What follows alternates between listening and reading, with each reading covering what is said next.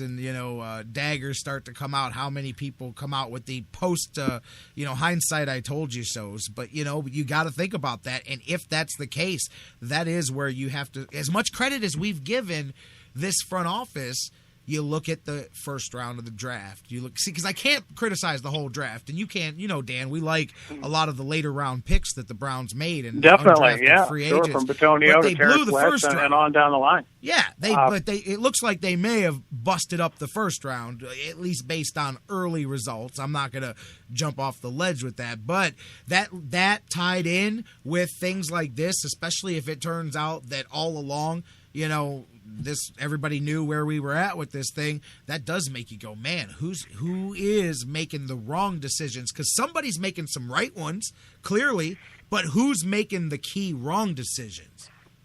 Well, I think we'll find out if Jimmy Haslam has had a change of heart, if he comes out and blames the homeless guy. I think if that happens, we could fairly assume that maybe he's had a change of heart if he comes out and starts pointing the finger at that darn homeless guy that told me to pull the trigger on Johnny. Man. He was the fault. He's the fault. You look ahead to next year, and of course, as everybody knows, we got 2 first-round picks again. And frankly, I think this team absolutely has to be thinking quarterback in the draft. I'm not saying with either of those first 2-round picks. In fact, I don't think this team can afford to take a quarterback. I'm looking for offensive linemen, defensive linemen. I'm looking for safeties. I'm looking for linebackers and wide receivers. I think absolutely. You've got to sort of set your sights on a Jimmy Garoppolo type 3rd round pick and hope you get lucky, because clearly drafting guys that you think are going to be 1st round saviors hasn't gone well for this franchise. You know what though? Quinn, Whedon, Johnny, whoever. But with Hoyer gone from this team, and I'm 90% sure that he will be gone. He's not going to sign him to a free agent contract. You've got no one. You got Rex Grossman. Let's go back there, though. Let's go back there, Dan, because you just brought up Hoyer. You just brought up Hoyer next year. For all a week ago, it's a foregone conclusion that this team's just going to kick him to the curb and move on with Johnny. Doesn't that? I'm not saying as your guy, but doesn't that now re-stress the importance of having a guy like that, especially if you're going to be uncertain again at your quarterback position next year? Yeah, no doubt. And the only reason I say 90% Hoyer gone, because Brian Hoyer has said no uncertain terms. I want to go somewhere where I'm going to play. And his agent and he are going to be looking for money. And like I said earlier, they don't, I think the line of teams lined up at Hoyer's agent's door to bid on him to be their starter is going to be a short line. But I think maybe he may feel that the well has been poisoned too much for him to ever have things end well here, for him in Cleveland. And, he's probably right. So I just think he's history. No matter, I'd love to have Brian Hoyer as my backup quarterback if I'm going with a guy like, the kid from UCLA or Marcus Mariota or Jameis Winston or whoever. Yeah. God forbid they start thinking about Jameis Winston for this team. But, I'd love to have him as my backup, but he's not a guy that you're going to pay starter money to and sign to a long-term deal.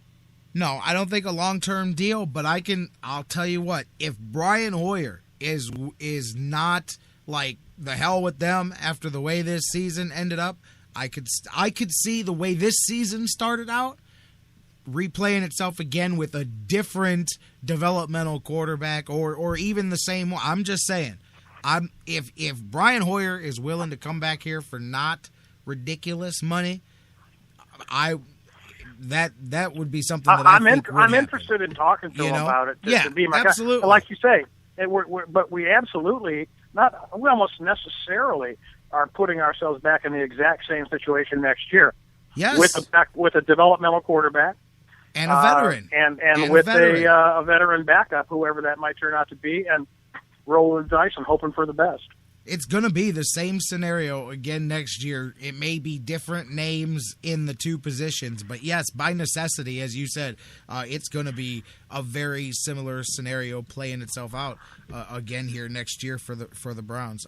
But I absolutely could see that coming back in. And you brought up some of those. I'll tell you, Ray Farmer's always been attached to having a thing for Mariota or whatever, and all of that. I don't know. There's so many other places that, like you said, to address that you can't look there. You absolutely can't. You've got to hit. You can't because you can't look there because you can't afford to be wrong again. Right. You have to, unless now I do like Mariota, man. I do think that man, but then again, who knows, man? Will he translate? I think so, but and by the same token, the Browns are going to be drafting in double digits somewhere. And that's the thing; you'd have to package it all up. Not likely to be there. Not likely to be there for you anyway. So that's it. You'd have to package it all up to go up to the top. You know what I mean? And then you can't afford to give away that many draft picks that you need to continue to strengthen the places on this team that need it. Obviously have to address wide receiver. Have to address, like you said, several of the defensive positions as well. We have to see who walks as well from the free agents. There's a couple of key contracts coming up here. So, depending on Jordan Cameron, you may need to address tight end somewhere in a key spot here in this draft as well, because do you have a long-term tight end or not? Is his health going to allow him to be that guy? There's a lot of positions here that they need to address. So, Lord knows we don't want to make quarterback one of them here. By the way, you brought up Jameis Winston. I get a kick out of the fact you and I not fans of him at all, and he finished below. Did you see that? Below J.T. Barrett in the Heisman voting. J.T. Barrett ended up 5th in the Heisman voting. Who before the season, you could have made a mint on one of those proposition bets in Vegas if you had laid some odds on J.T. Barrett getting more Heisman votes than Jameis Winston. That's for sure. I was glad, and that was very kind of under-publicized since they only took three finalists there to New York. That Barrett finished 5th in the voting, and then I was gratified to hear that he finished ahead of Jameis Winston. That gave me a little bit of a chuckle. I figured that was a great thing, and there's been all kinds of specials, TV specials. I'm sure you probably saw some of the interviews with Saban and Meyer, and it's been a little bit. I was a little surprised, and this is a little off topic, but Saban, I just saw a show last night where Saban was talking about the pluses and the minuses of the playoff system, where he said that all the attention being paid to these Final Four teams, he thinks diminishes some of the other bowl games and lessens the amount of attention and hype that some of the other teams and bowls are going to get this year. And I was a little bit surprised to hear him say that, because it's not his personality to try to make it be about something besides him and his team. But interesting take on it. But Jameis finishing back in the voting. He's good. He's a big talent, and I think he'll have some success in the NFL. But I wouldn't bet my house on it. Yeah, I'm with you on that one, too. I know there's some guys that are way high on him. I don't know. And I think, for everybody that says it's only talent, I disagree. There's character stuff. You can get in the door. But, I mean, there's a difference between being a flash in the pan and then being a career and being a guy and all of that stuff, So we'll see. But I thought you would get a kick out of that. About all those interviews, I can't remember. I think it was just the conference call audio. I got a kick out of Urban Meyer making the Buckeyes the little the underdogs. Just some kids from Ohio trying to win a football game. Against big old Alabama. Good luck with that, Urban. Yeah. I got a chuckle out of some of those quotes. He did. I think the one of them said something like that. We're just, wouldn't it be a heck of a story if some kids from Ohio could beat Alabama? Like like it's Hoosiers, and he's bringing out the tape measure and going, hey guys, the goalposts are the same size in Alabama that they are back in Columbus. But I love that he tried to sell that a little bit, man. Yeah, Urban of the 2 national championships, trying to sell his poor group of little old Buckeyes from Ohio. Yeah, that's kind of taking on the big old Alabama from the SEC. But it's going to be man, I'll tell you, as we get closer, I'm really looking forward to it, man. I just like the idea. I'm old school. Call me that, man. But I love brackets. Put anything in a bracket, it looks better, man. But I'm all about the 4-team playoff, man. I don't care how it got there. I don't care who's mad about it, Actually, if Baylor wants to complain, they can do me a favor, go play against the Browns next week so Manziel can look really good. Remember, he shines against Baylor. I'm just saying. But right. But well, Baylor will have a chance to put it to the Big Ten. They got the Spartans, and yeah, they Spartans did. One of the the sneaky teams. Spartans one of the sneaky teams in this whole bowl thing. Spartans lost 2 games. They lost to number 2 and number 4, and so they've got nothing to be ashamed of. And I have a feeling they're going to take down the Baylor Bears. But hey, Jared, one thing I wanted to ask you about, if you got time and you don't mind me changing the subject on you, just wanted to kick around a little bit what you thought about the Indians AL Central Lodge brothers and all the moves that are flying around. I mean, the Indians pick up Brandon Moss, but everybody else in the division sure is busy. Yeah, we were talking about that. White Sox especially making some big moves. They added Melky Cabrera and Samardzija, David Robertson. Hadn't even got into Melky yet. That happened over the weekend. But those other moves last week, now I don't think it put Chicago at the top. But, man, we were talking last week about this when we were getting into some of this stuff. Yeah, nobody's playing. I mean, yeah, Minnesota, but the other 4, this division is going to be something. I mean, I could see a similar, like we talked about the North, man. I could see the AL Central being that one next year that people are going, man, that's the toughest division. You know what I mean? Usually it's the East or it's, another division. But, man, I could see people next year talking about the AL Central like that, going, look at those 4 teams. Because even if Chicago didn't put themselves above the other teams, they put themselves right in there. And it'd be interesting to see what the Indians do here, too, because everybody around them is making some moves, trying to make some stuff happen. In Chicago, they are not playing. They're definitely... They're addressing their roster, whether the moves pay off or not. They're bolstering up for a run here, man. Yeah, no kidding. And I've always been a Melky Cabrera fan. Great arm, great stick. I mean, I just love the guy.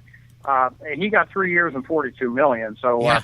Obviously that's not something the Indians were going to go about doing. But you look at some of the other teams. I mean, here's the Royals and the Tigers both, maybe taking a step back. I mean, the Royals are probably going to be without Shields. They're going to be without Billy Butler. That's 2 big cogs in that machine.